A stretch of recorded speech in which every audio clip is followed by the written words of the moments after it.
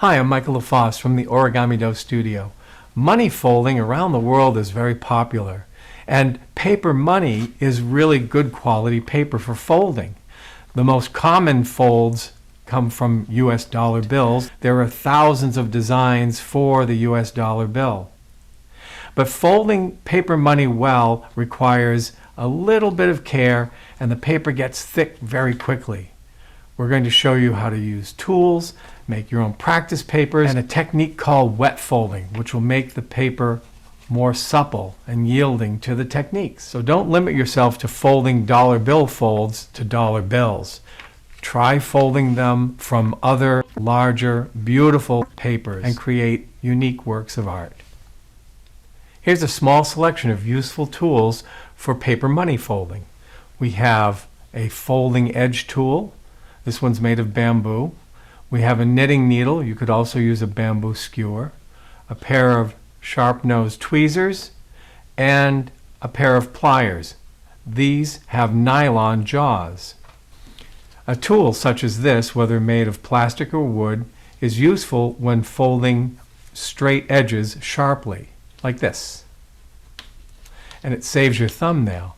If you don't have one of those handy, perhaps you have a coin, and that works very well.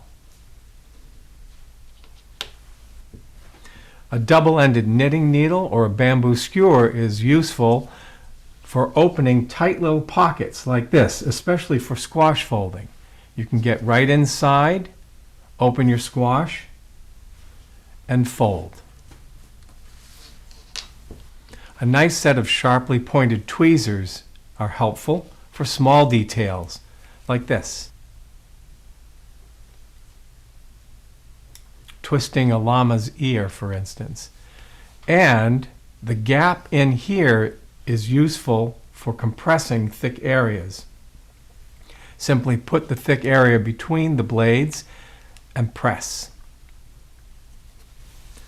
A small pair of flat-jawed pliers, such as these nylon-jawed jewelry pliers, are especially helpful when an origami money fold accumulates many thick layers, as in the tail of my reef pony.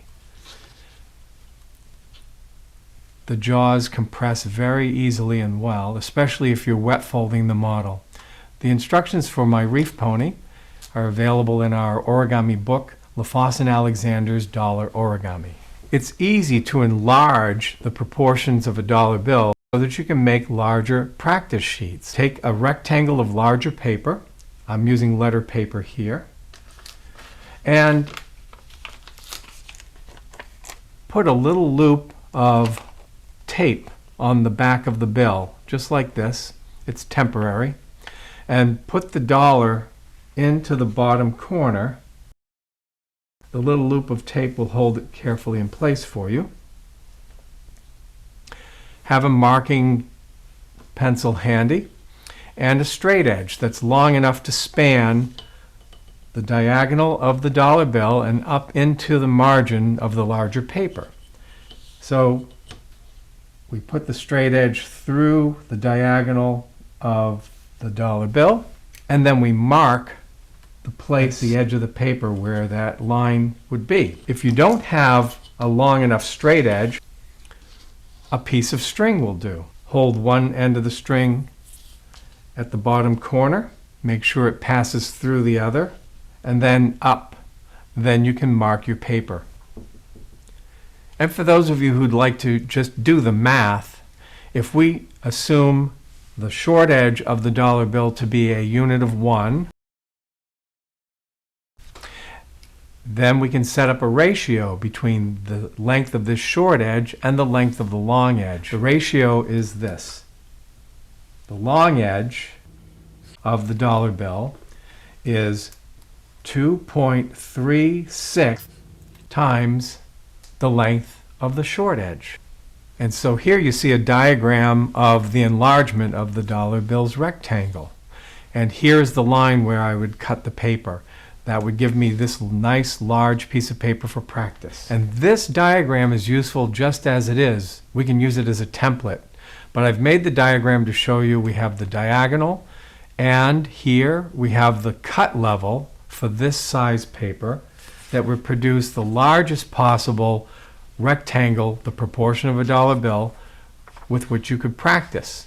Now, you'll have another rectangle here. That doesn't need to be wasted. You could trim it using your diagram and have another practice paper. These, of course, are different sizes. What if you want two largest possible rectangles from the parent sheet? Fold the paper in half lengthwise first and put it on your diagram. Then notice where the angled crease exits here at the top edge. Put a mark at that point.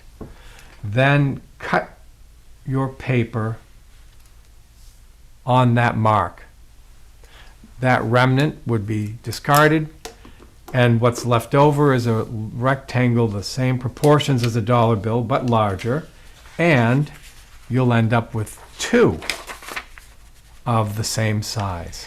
Many canned goods have labels that are just perfect for dollar bill folding practice. Cans of this size, the labels are usually pretty easy to remove, whether they're beans or soup.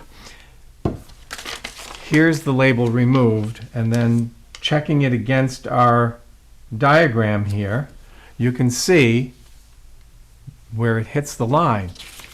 This rectangle is great for practicing dollar bill folds or making a finished origami piece all by itself. So recycle, reuse, repurpose. Of all the techniques that I'm demonstrating during this short segment, perhaps the most important and valuable is something called wet folding, pioneered by Akira Yoshizawa.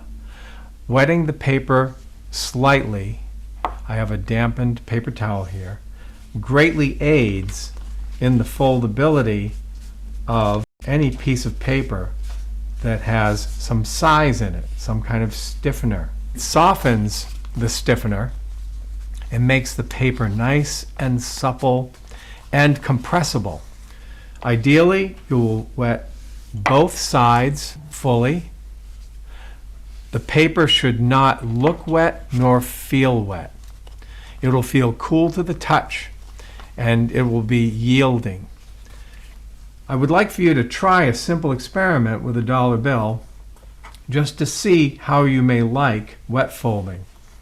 If you fold a corner and then fold it in half again, already you're going to feel how supple and willing the paper is to fold. Fold again. Even as the paper thickens by accumulating layers, it's still incredibly foldable. The other advantage to wet folding is that when the paper dries, that internal size or stiffener hardens, and your finished dollar bill models will last much longer. They're more likely to stay in good shape because of the re-hardening of the size. So try wet folding, lightly dampened, and if you dampen too much, have handy a dry paper towel or cloth to remove any excess. Richard Alexander and I have designed dozens of dollar bill folds, and many of them are available in publications by Tuttle Publishing. Our first kit with Tuttle about money origami is titled Money Origami. Also has practice papers, video DVD, and a booklet with all of the projects. On the back of the Money Origami box, you can see here there are 21 ways to leave a tip. Here's Mini Money Origami, which has a video DVD, a booklet with all these designs, and also some practice paper. And finally, LaFosse and Alexander's Dollar Origami, also published by Tuttle. Here you can see a lot of the projects we have, including the Reef Pony, a nice teddy bear, Dressir the dragon. The booklet contains diagrams for all of the projects. There are practice bills that you can cut out and fold, and there's a video DVD included.